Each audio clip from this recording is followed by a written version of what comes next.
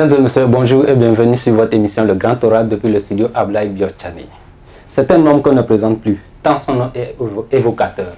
Omniprésent sur la scène depuis ces 20 dernières années, acteur politique, premier vice-président du réseau des parlementaires africains, membre de la commission Défense et Sécurité, REPAM-CDS, membre du bloc républicain, ancien maire de Parakou, maire honoraire de Parakou, à la fois Souno Boukousoura, Souno Boukoukira. Mesdames et messieurs, nous recevons pour vous l'honorable Rachidi Baramasoui. Honorable, bonjour. Bonjour, cher ami journaliste. Pour animer cette émission, comme toujours, j'ai mon ami et j'ai mon confrère Aboubakar Takou. Takou, bonjour. Merci, cher confrère, cher ami. Tu peux dire ami. Merci d'être sur ce plateau. Je vous laisse la latitude de poser la première question.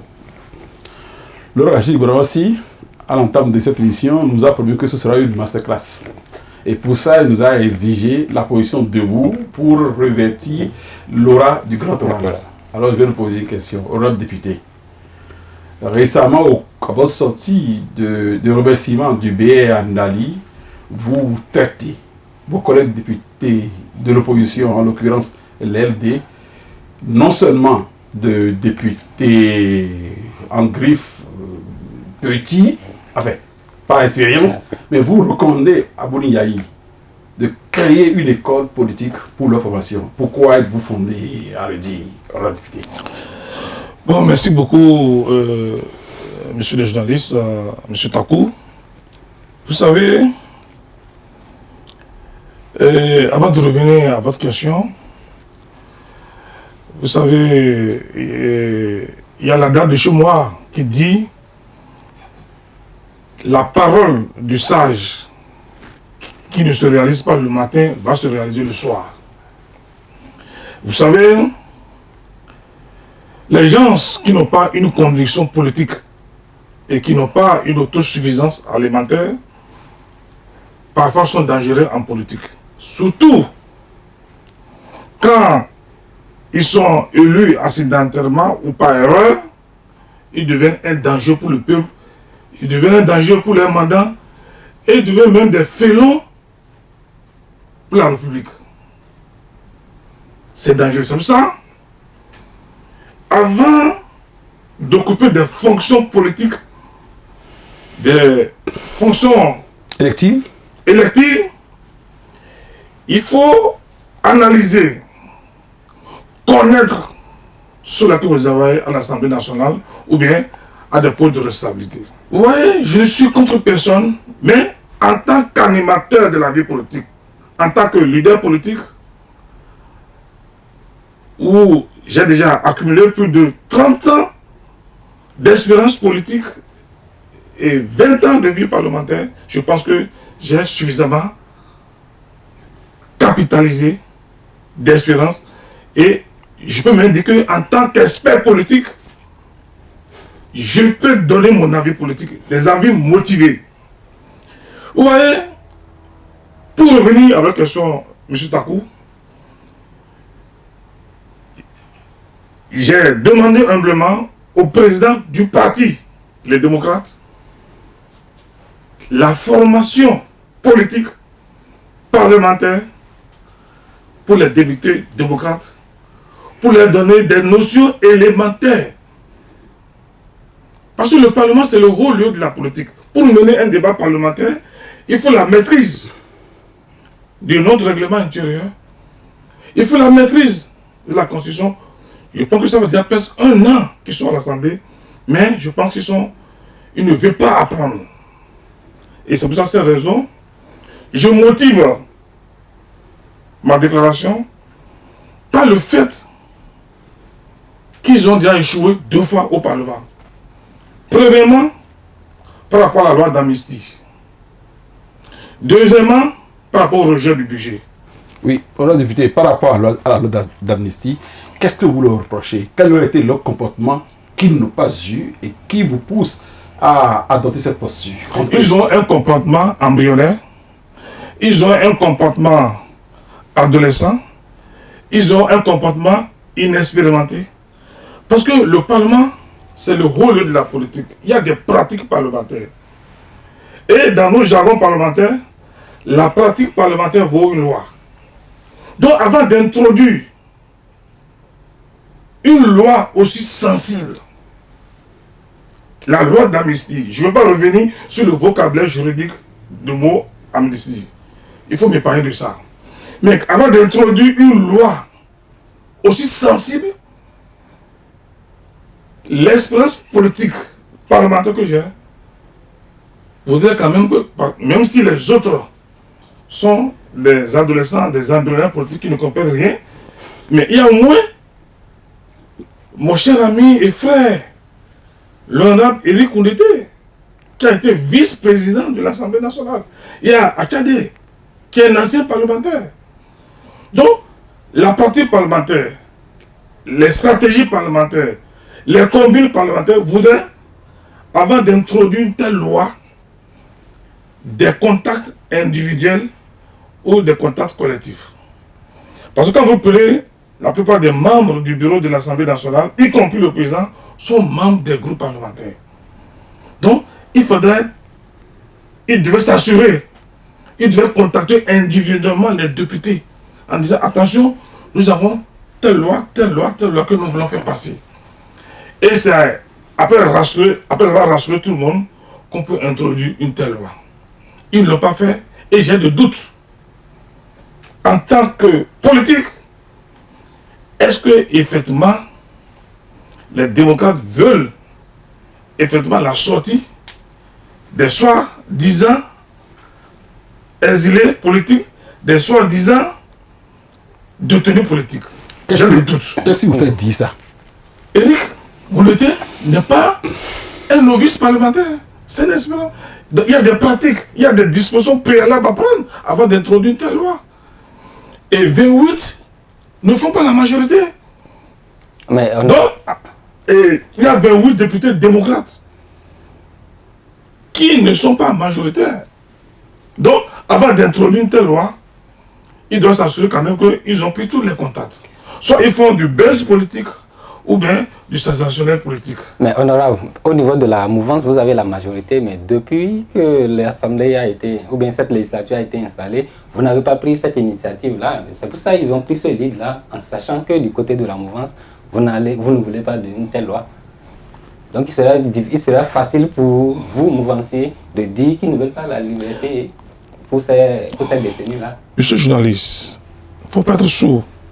Et il faut comprendre ce que je dis. Je parle de la méthodologie parlementaire. Je parle de la pratique parlementaire. Je parle des stratégies parlementaires. On a introduit la loi pour être voté ou bien pour être classé. Donc si on veut atteindre un objectif, il y a des dispositions pratiques à prendre. Des dispositions préalables à prendre avant d'introduire une telle loi. C'est une pratique parlementaire. C'est le b.a.-ba. Même celui qui est venu aujourd'hui à l'Assemblée il y a 2 mois, c'est déjà que c'est ce qu'il faut faire. Est-ce qu'on a introduit une loi pour échouer ou bien pour réussir? Alors, avec Éric Koundété, attendez, j'ai des doutes. Dites-moi, je vous parle en tant que politique. Quel intérêt Éric Koundété ou Attendez à ce que Éric Amadou sorte? Ils n'ont pas d'intérêt. Non, ils verront au moins le seul dehors. Non, ils n'ont pas d'intérêt. Je parle en tant que politique. Et pourquoi? Regardez-moi, suivez mes regards. Éric Koundété, pour rien au monde, c'est lui le candidat. Pour rien au monde, c'est lui le candidat des démocrates. Et c'est normal, c'est légitime. Il faut avoir d'ambition. Est-ce que vous pensez les Béninois aiment les victimes? Est-ce que vous pensez que si Éric Amadou sortait, c'est notre souhait? Parce que moi, je ne veux pas que quelqu'un en prison ou que quelqu'un souffre. Mais aujourd'hui, là, qui a plus d'intérêt à ce qu'elle sorte ou bien à ce qu'elle ne sorte pas? Vous n'allez pas dire que c'est le président Talon qui a intérêt à ce qu'elle sorte, parce que récemment, il a acté son refus catégorique de la faire sortir de prison. D'accord. Essayez de voir. Ne faisons pas de la politique. Est-ce que sur le plan juridique, sur le plan constitutionnel, qui peut amnistier et quelle est l'institution qui peut valider? Le Parlement. C'est le Parlement. Est-ce que talent à l'Assemblée nationale? Mais c'est talent qu'il y a les députés qui sont au Parlement. Non, chaque député est libre de voter selon son intime conviction politique. Vous avez eu des trucs convictions quand vous étiez au Parlement sous ce régime? Attends, mais il y a des moments où moi j'ai rejeté cette loi. Quand j'étais au Parlement, il y a des moments où moi j'ai introduit des amendements pour bloquer l'étude du projet de budget au Parlement, et le président Talon ne m'a jamais fait d'histoire pour ça. Mais aujourd'hui, c'est le Parlement qui a la latitude constitutionnelle, la compétence constitutionnelle pour voter la loi d'amnistie. Alors, donc, il revient au président de la République. La seule compétence que le président de la République a, c'est de gracier. Ce qu'il a refusé. On a député, vous êtes de pour gracier aussi, il faut d'abord que les condamnés manifestent. Est-ce qu'ils ont manifesté? Est-ce qu'ils ont saisi? La grâce n'implique pas que les condamnés fassent un recours gracieux en le chef d'État avant qu'il le gracie. De toutes les façons. Parce que le chef d'État, vous graciez, mais ne connaît pas ceux qu'il gracie souvent. Bon, moi je pense que ce qui est important, c'est la voie parlementaire. Très bien. Dans ce cas, on a et j'estime que ce qu'il faut faire, moi je le dis, moi je ne suis pas contre. Je suis pas contre. Oui, on a député. Vous êtes député en fait de la circonscription qui englobe Parakou. Rekia Madougou est de Parakou. Quel conseil vous donnez à vos confrères, collègues qui sont à l'Assemblée nationale aujourd'hui par rapport à la loi d'amnistie? Est-ce qu'ils vont suivre le mouvement des démocrates ou ils vont observer l'humeur du chef de l'État? Je leur demande humblement, je leur donne gratuitement mon expertise. Mon cabinet est ouvert et je peux leur donner des consultations motivées, les dispositions pratiques à prendre. À qui? Aux démocrates. Non, je parle des députés des deux blocs qui sont majoritaires. Oui. Quel conseil vous leur donnez par rapport au vote ou non de cette loi d'amnistie? Je n'ai pas de conseil à donner aux députés de la mouvance. Parce que... Un conseil alors? Non, je n'ai pas de conseil à donner. Ce que moi je peux donner, je demande aux députés démocrates de revoir leurs positions. Je leur demande de reprendre la loi, de reprendre les négociations politiques et de mettre tout le monde au même niveau d'information, ça passera. Mais honorable, si cette loi d'amnistie est votée, que ça pourra faire échouer les démocrates, pourquoi ne pas la voter alors? Là, ça veut dire que Madougou pourra être candidat et Eric ne pourra pas se présenter. Non, il ne fait pas fixation sur Eric. Non, il ne fait pas fixation sur certaines mesures. Voilà, d'accord, vous avez répondu. Donc moi je pense humblement, et ils ont besoin d'une école politique, une école de formation. Parce que là... Madame Antier est-il disponible pour être professeur? Je dis, je peux aller donner mon expertise, aller donner les enseignements, le cours des droits parlementaires. Nous allons écrire demain que... Vous venez de constater aussi. Sauf. Hein? Ça fait déjà 2 fois qu'ils se trompent ces gars-là. Deuxièmement, c'est le rejet. Et comment ils se sont trompés là? Le rejet de votre budget. Exactement. Sur la question honorable, comment avez-vous trouvé l'adoption de cette loi des finances 2024 et surtout le rejet par les démocrates, à l'exception de Léon Bazila aussi? Vous savez, ce vote-là, ce budget est un budget hautement social, un budget réaliste, un budget qui va dans le sens des intérêts des populations. Et je pense que un député, quand il est en face d'un budget,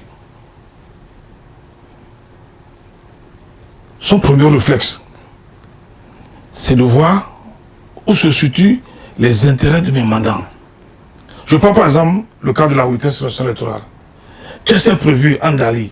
Qu'est-ce qui est prévu à Perret? Qu'est-ce qui est prévu à Tcharou? Qu'est-ce qui est prévu à Parakou? À partir du moment où le député voit que les intérêts de ce mandat sont pris en compte, il vote. Et quand les intérêts du mandat ne sont pas pris en compte, il peut faire des rejets ou faire des amendements. Et le rabat aussi est un cas d'école qu'il faut enseigner prochainement à l'université. Un cas d'intérêt général. Un cas de politique appliquée. Je suis avec vous, mais quand il s'agit des intérêts de mes mandats, je ne vous connais plus. C'est ce qu'il y a aussi à faire. Et c'est dommage pour les députés de la 8e et les autres députés. Quand vous prenez par exemple Parakou, C'est 30 milliards de francs CFA qui est prévu dans le projet d'aspartage phase 2. 30 milliards. L'électrification des périphéries de certaines localités. Vous prenez par exemple les DKP, Kouandé, l'arène culturelle, c'est prévu, les routes, la construction du lycée technique, les cantines scolaires. Alors on ne peut pas sanctionner ces mandats pour des raisons politiques, politiciennes. Donc on ne peut pas ramer à contre-courant contre l'intérêt de ces populations. Et c'est ce qui s'est fait. Alors, l'autre chose encore, c'est que, je dis que ces députés sont embryonnaires et adolescents, ils ont voté à l'unanimité le rapport général. Ils ont adopté à l'unanimité le rapport général. Oui, on a député. Et reviennent. Permettez au Béninois de comprendre la différence qu'il y a entre un rapport général et cette loi elle-même. Quelle est la différence? Comment peut-on accepter d'adopter le rapport général pour rejeter la loi? Quelle est votre lecture? C'est comme je l'ai dit. Parce que le rapport général, ça veut dire que tous les députés, toutes tendances confondues, se sont réunis et ont étudié les projets de chaque ministre, de chaque ministère sectoriel. Assainissement, eau, agriculture, c'est-à-dire, ils ont adopté ça dans un rapport général. Je dis, écoute là, le projet que le gouvernement nous présente là, tout est bon. Donc, à partir du moment où le rapport général est adopté, la plénière, c'est une affaire de mise en scène. Donc, on ne peut pas se dédier. Moi, je pense que si effectivement ils ne font pas de la politique, s'il n'y avait pas de télécommande de Kadiaou, parce qu'avant on parlait de télécommande de Paris, s'il n'y avait pas de télécommande de Kadiaou, nous ne comprenons pas. C'est quoi la télécommande de Kadiaou? La télécommande de Kadiaou, c'est le président des démocrates. Parce qu'on sent que les députés ne sont pas là. Il y a certains députés qui ont déserté le forum, qui ont déserté le Parlement. Parce qu'ils veulent suivre la déclaration limpide, claire du Laurent Barossi. Moi, je connais le président Barossi. Parce qu'on a fait le G13. C'est un homme libre d'esprit. C'est un homme indépendant. C'est un homme de rigueur. Oui, un homme qui avait même rejeté l'entrée au gouvernement de qui avait refusé l'entrée au gouvernement de ministre, de président Yahi Boni. Et l'autre chose, Arossi vient de démontrer qu'il est un vrai parlementaire. Vous savez pourquoi Arossi a voté le budget? Non. Pas pour les beaux yeux de...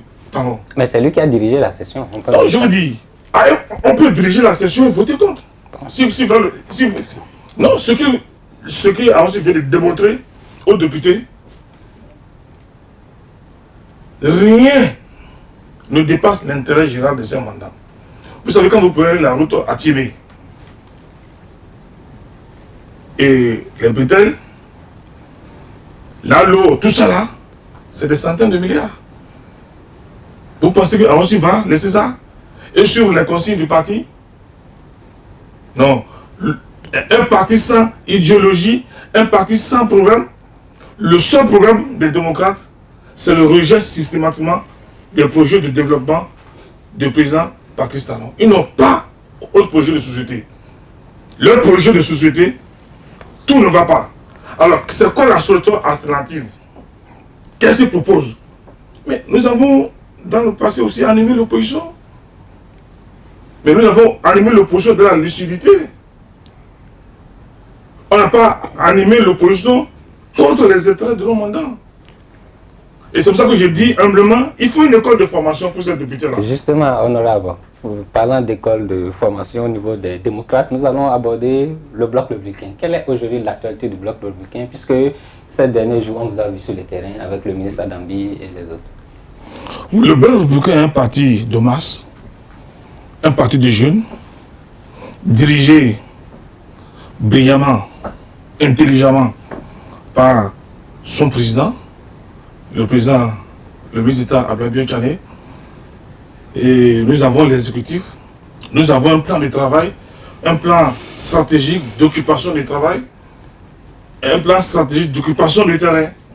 Et je pense qu'on a commencé par dérouler et désintoxiquer les populations, les mettre au même niveau d'information, essayer d'expliquer ce que nous faisons. Et je pense que vous allez voir dans les jours à venir, le Bloc républicain, et sur toute l'étendue du territoire national, va occuper des terrains avec des actions concrètes. Et voilà. Donc ça veut dire qu'il n'y a pas aucune menace du venant de Yahi qui pourra vous faire échouer en quelque sorte. Comme ce fut récemment aux élections législatives. On dit de toutes les façons, comme l'a dit Socrate, de toutes les façons, mariez-vous. Si vous tombez sur une bonne épouse, vous serez heureux. Si vous tombez sur une mauvaise, vous devenez philosophe. Aujourd'hui, les populations sont devenues des philosophes politiques. Les populations ont compris que nos amis d'enfance font du buzz politique. Parce que depuis 1 an, ils ont prouvé aux populations, si vous votez pour nous, les exilés politiques vont rentrer. Là, ils ont échoué. Si vous votez pour nous, les soi-disant détenus politiques seront libérés. Alors dites-moi qu'est-ce que ça a marché. Donc aujourd'hui, le peuple bénin souverain est devenu philosophe politique. Ils ont compris que c'est des amateurs. C'est de l'amateurisme politique qui n'ont pas de programme, qui n'ont pas de vision. Leur problème, ils ont un problème contre la personne de talent. Ils n'ont pas un programme, ils n'ont pas de vision que de diaboliser la personne du président de la République. Mais honorable, bon, c'est aussi bizarre de vous voir tellement soutenir le président Talon alors que vous n'avez pas eu un poste après les législatives passées. Dites-moi, mon CV politique est lourd. Maire de la commune de Parakou, président de l'Association nationale des communes du Bénin, vice-président de la conférence mondiale des maires.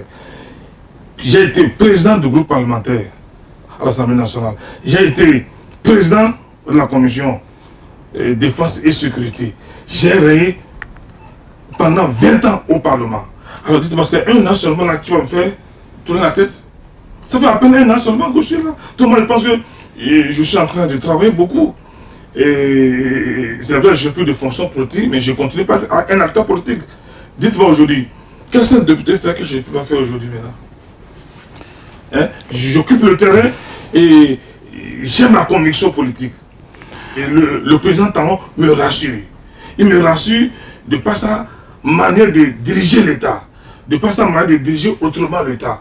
Et pour moi, pour rien au monde, je ne veux pas laisser que le peuple de Noir puisse,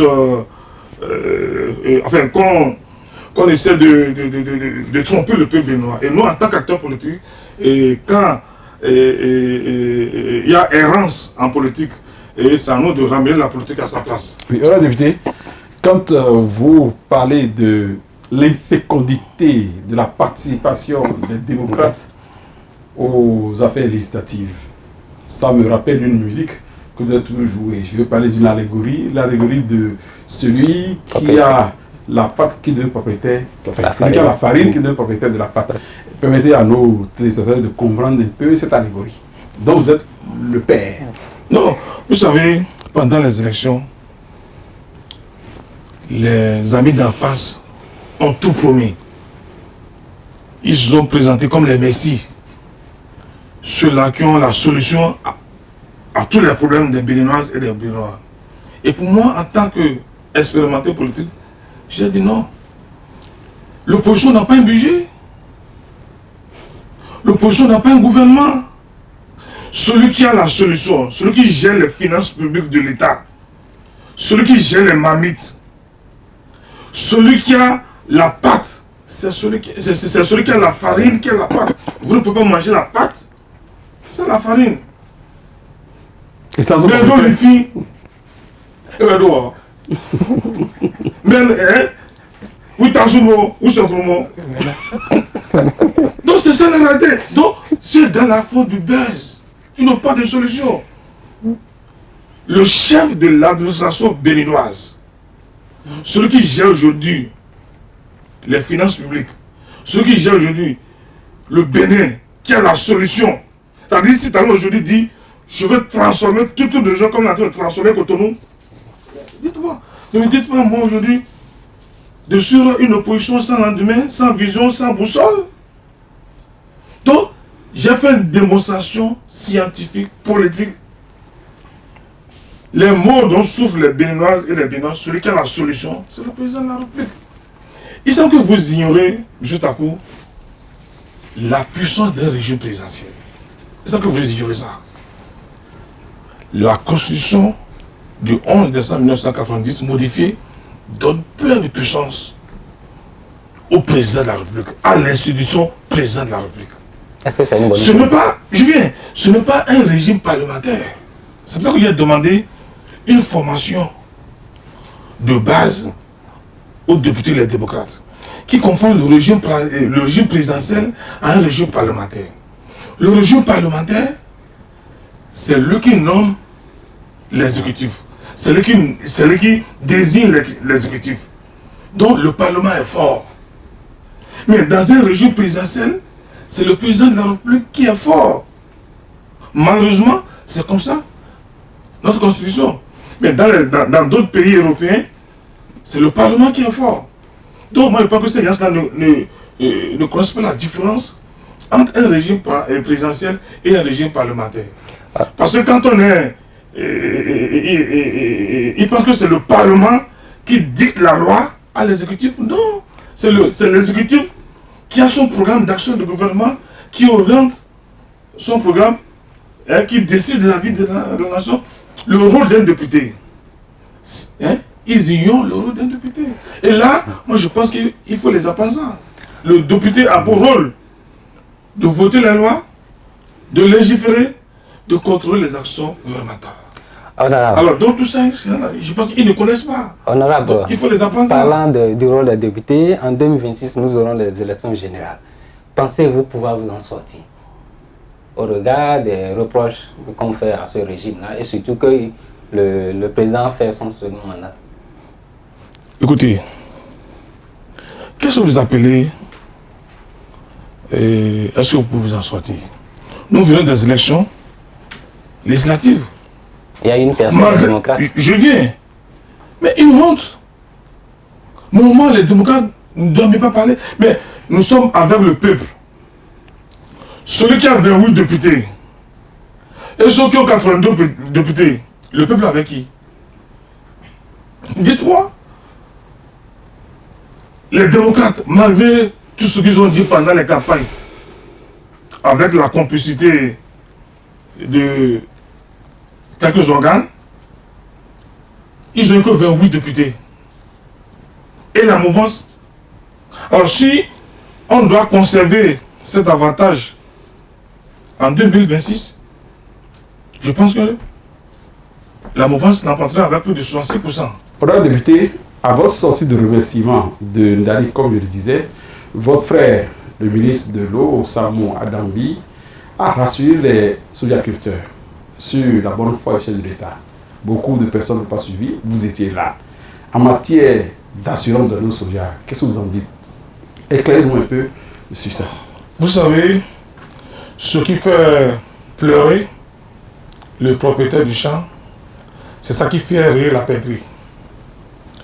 Nous devons gérer l'affaire du soja avec intelligence politique, sans la récupération politique. Nous devons gérer l'affaire soja dans le sens de l'intérêt des sojaculteurs.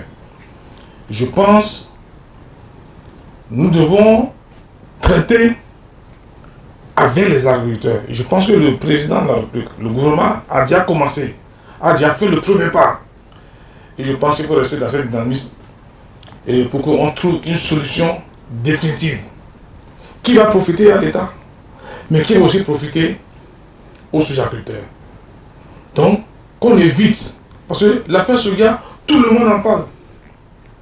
Vous savez, le Bloc républicain a fait un travail de fond et de forme avec les sojaculteurs. C'est nous, Bloc républicain, qui sommes allés sur le terrain, écouter les sojaculteurs. Et c'est nous, Bloc républicain, sur la direction intelligente de son président, Abdoulaye Tchane, c'est nous qui avons fait la restitution. Et n'oubliez pas que le président du bloc républicain est le numéro 2 du gouvernement. C'est nous qui avons porté cette information. Et le président Biotchani a défendu, avec le ministre, son jeune frère Adambi, ont défendu en conseil des ministres. Mais Adambi qui est par ailleurs sous-agriculteur aussi. Adambi qui est aussi par ailleurs sous-agriculteur. Donc s'il revient les mérites, si quelqu'un doit récupérer ça, c'est nous, bloc républicain. Parce que nous vivons la misère des sous-agriculteurs. Leur misère, c'est notre misère. Leur bonheur, c'est notre bonheur. Nous sommes avec eux. Allez à Parakou, les périphéries de Parakou, c'est des sous-agriculteurs. Donc c'est nos parents, nos épouses, nos frères, nos fils. Donc, ça veut dire aujourd'hui, nous avons la solution. Nous avons posé le diagnostic des maux qui freinent le développement des sous-agriculteurs.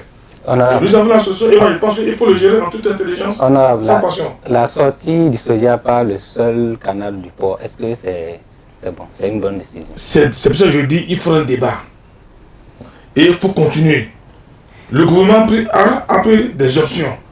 Bon, ces options, est-ce que ça avantage les sous-agriculteurs? Est-ce que ça avantage le gouvernement? Il faut parler.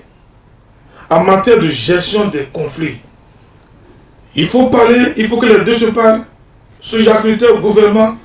Donc, on va continuer par chercher des solutions qui vont arranger les deux côtés et donc chercher à faire de la récupération politique, et à banaliser, et à rater. C'est le voleur qui crie au voleur. Donc, aujourd'hui, là, la solution au problème des sous-agriculteurs, ce n'est pas l'opposition qui peut régler ça. C'est celui qui est aux commandes, c'est celui qui a la farine, qui a la pâte. C'est lui qui peut gérer ça. C'est lui qui peut régler ça. Ceux-là, ils font du bavardage stérile. La récupération, ils ne comprennent rien. Pour eux, leur projet de société, c'est le rejet systématiquement des projets de développement au profit des populations. C'est leur projet de société, ça. Tout ce que nous allons faire, il faut le prendre en noir. Okay. Ça, c'est pas de l'opposition, ça. Honorable, je pense que les démocrates... Là aussi, j'ai de l'expertise à les donner. En matière d'animation l'opposition. Parce que j'ai été un célèbre, un brillant opposant au régime de Yaïboni. Je savais comment je faisais l'opposition. Honorable, on a quand même vu les députés démocrates dénoncer ces fossés-là qu'on a eu à creuser, les tranchées et les blocs de pierre aussi. Les tranchées mortelles. Les tranchées mortelles. C'est la préoccupation des adolescents politiques. C'est la préoccupation des aprophites politiques. Le président de la République est le garant des sécurités, de la sécurité des Béninoises et des Béninoises. Les voies parallèles qui rentrent au Bénin, c'est avec la moitié des djihadistes, des badauds, des bandits. Vous ne pensez pas qu'en tant que président de la sécurité des Béninois et des Béninois, en tant que garant des sécurités des Béninois, que le président, le gouvernement a le droit de contrôler ces voies-là?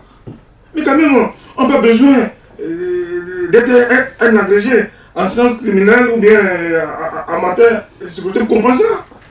Que pour lutter efficacement, c'est un ancien du président de la Commission de défense et de sécurité qui vous parle. Pour lutter efficacement contre le terrorisme, il faut maîtriser, sécuriser les voies. Parce que la guerre comme les terroristes, c'est une guerre asymétrique. Les terroristes vivent avec nous, ils sont avec vous. Alors, à partir du moment où l'État, un État sérieux, ne maîtrise pas les contours, les routes parallèles qui rentrent dans son pays, vous pensez que c'est une bonne chose? Mais il faut avoir exercé le pouvoir d'État pour comprendre ça.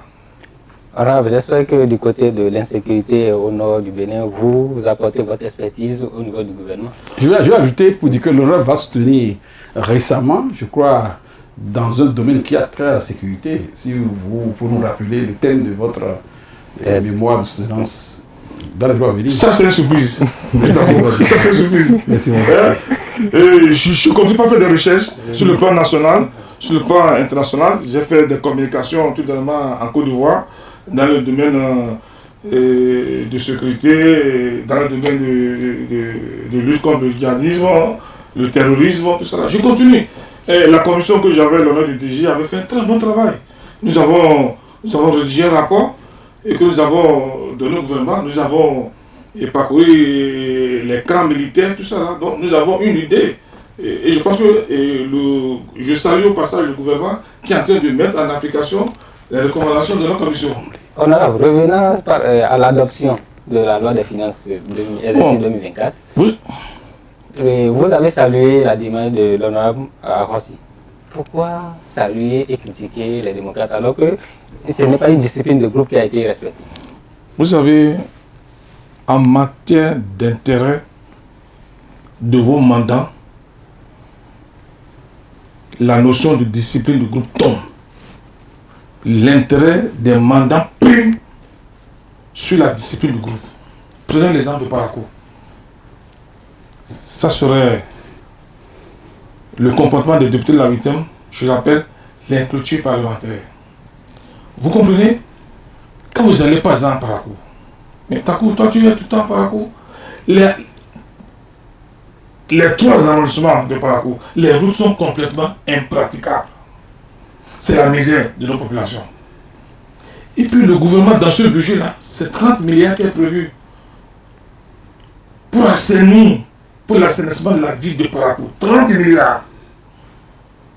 Est-ce que ça peut résorber ce problème-là? Mais si ça peut résoudre au moins à 80% déjà, c'est déjà quelque chose. 30 milliards injectés à Parakou, mais ça va changer. Et c'est ce que Aoussa a compris.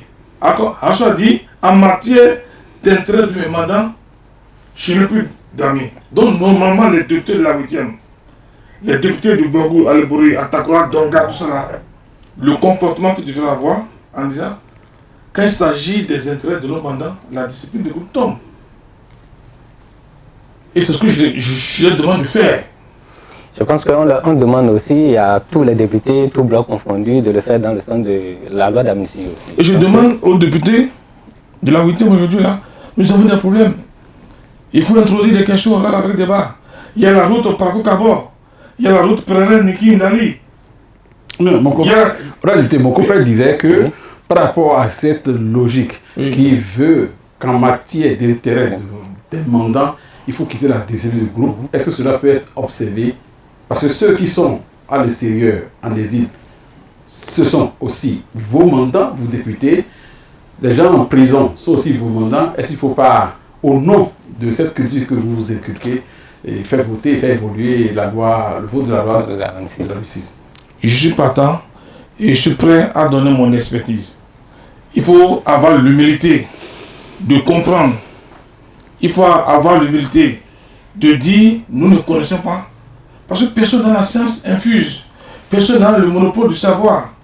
Que ces députés-là comprennent aujourd'hui qu'ils ne connaissent pas et doivent aller à l'école pour avoir la notion élémentaire de pratique parlementaire, la notion élémentaire de maîtrise du règlement intérieur. Ils doivent apprendre. Alors, et moi je suis prêt, mon cabinet est prêt à leur donner ce cours. Et je le ferai gratuitement, sans facture. Donc je suis disponible et je suis à la disposition des députés démocrates pour leur donner des cours élémentaires en matière de pratique parlementaire, en matière de droit parlementaire, en matière de la maîtrise des règlements intérieurs. Parce que pour qu'un député parle, pour qu'un député anime, il faut maîtriser le règlement intérieur. Merci, si vous ne maîtrisez pas le règlement intérieur, vous passez à côté. Merci, honorable. Je pense que l'appel est lancé. Honorable député, un mot à l'endroit des compatriotes exilés. Votre mot à l'endroit. Il y a les voies de recours. Voies de recours. Il y a des voies de recours. Moi, vous parlez des exilés. Moi, je sais pas. Moi, je ne confie pas qu'il y a un exilé. Moi, je parle des gens qui ont des problèmes avec la justice de leur pays et qui ne veulent pas répondre. Vous voulez des gens que vous traquez? Non. Écoutez, je suis un exemple vivant, Takou. Tu es témoin, Takou. Oui. Lorsque les gens m'ont... J'étais maire en plein exercice de la ville de Parakou, président des maires du Bénin. Lorsque la justice a décidé de me poursuivre, j'avais la facilité de fuir le pays. J'étais à quelques mètres du Nigeria. Hein. J'ai refusé. Je suis allé à la justice. J'ai pris ma voiture, j'ai conduit, je suis allé me rendre. J'ai dit, c'est moi que vous cherchez. Voilà, député. Donc, c'était sous le général Kérékou, dont le régime n'avait jamais été traité de dictatorial. Non, c'est parce que je ne me reprochais rien. Monsieur Patrice Talon. C'est parce que je ne me reprochais rien. Si c'est à refaire même autant de président Talon. Non, vous êtes son allié. Non. Vous connaissez mon Talon. Talon, quand il s'agit de l'intérêt, Talon n'a pas d'amis. Hein. Vous avez quelle preuve? Daouri, c'est un ami de Talon. Mais on a vu Tobla aussi qui est parti. Tobla, c'est son ami. Non, mais après la suite, on n'a plus vu après la condamnation. Quelle est la suite? De toutes les façons, Tobla est arrêté ou pas? Oui, mais il n'est plus dans les jours. Il n'est plus derrière les barreaux. Alors, questionnez le juge. Vous savez que le juge vous poursuit, vous relâche selon son intime conviction. Vous savez pas? Donc, le juge est indépendant. Okay. Donc, Talon n'a pas d'amis. Quand il s'agit de... Même moi là, si jamais je me mets dans une affaire, il faut pas me rater. Vous êtes un gros morceau, honorable. Non, mais vous bien, c'est ce que vous pensez. Il ne faut pas me rater. Okay. Et c'est parce que je le connais que je refuse de faire du faux. Ok, merci. Parce que je sais que quand je vais le faire, il ne va pas me couvrir, il ne va pas me rater. Alors, quand on connaît un homme, comme ça, alors... Ok, merci, honorable. On n'a pas dit son appel voilà, à l'endroit de... Mon appel à l'endroit des soi-disant exilés politiques. Soi-disant ou exilés politiques? Des soi-disant exilés politiques, je leur demande humblement d'avoir le courage de se rendre et d'affronter la justice de leur pays. Il y a des avocats. Je prône la diplomatie, je prône la négociation. Seule la négociation, l'humilité peut résoudre le problème de Amadou et des okay. Seule la diplomatie et non les combines politiques et non de ruses politiques. Du buzz. Et non du buzz. Et moi je suis pour, je le dis, je suis pour. Mais il ne faut pas affronter le lion. Merci. Même si vous voyez le lion là, il ne faut pas s'amuser avec le lion. Merci. Pour arrêter le lion, il faut le caresser un peu. L'émission tire vers sa fin, mais vers la fin, il y a toujours cette question de l'invité. Donc vous avez la latitude de nous poser une question et on répond. Donc vous posez une question, si c'est à M. Takou, il répond. Voilà. Mais Takou, je suis posé. M. Takou, mais ce style de cheveux là, je veux savoir si vous êtes Rastaman. Ou c'est spirituel, mais pourquoi pas? Je constate que nous avons le même habillement. Donc, dites à ce que vos cheveux poussent comme les miens. C'est dans quelques jours. Mais avant de terminer, oui, juste à coup, pour la manifestation de la vérité publique, je demande que vous organisez un débat contradictoire entre le président du parti Les Démocrates et le premier vice-président. Mais pourquoi vous ne voulez pas que ce soit nos députés? Pourquoi vous faites fixation sur les deux? Mais parce que les autres n'ont pas mon niveau politique, ils n'ont pas mon niveau parlementaire. Ils vont couler comme Titanic. Ils vont récomprendre, ils vont nager, ils vont récomprendre. C'est compris, nous allons adresser. Je dis au moins Eric a déjà fait au moins 3 mandatures. L'autre a été président de la République. Donc moi je pense que ces deux-là au moins peuvent comprendre. Mais les autres ne peuvent pas. Si je vais les manger, ils vont récomprendre. Merci. C'est pourquoi je demande humblement que vous organisez ce débat pour la manifestation de la vérité. Ça sera fait, nous allons adresser l'invitation. Merci honorable, je pense que l'appel est lancé, ils nous suivent et à eux de prendre la balle au bon pour répondre à l'honorable Belmassi. Chers amis internautes, nous sommes à la fin de cette émission, prenez le rendez-vous du prochain numéro. À bientôt.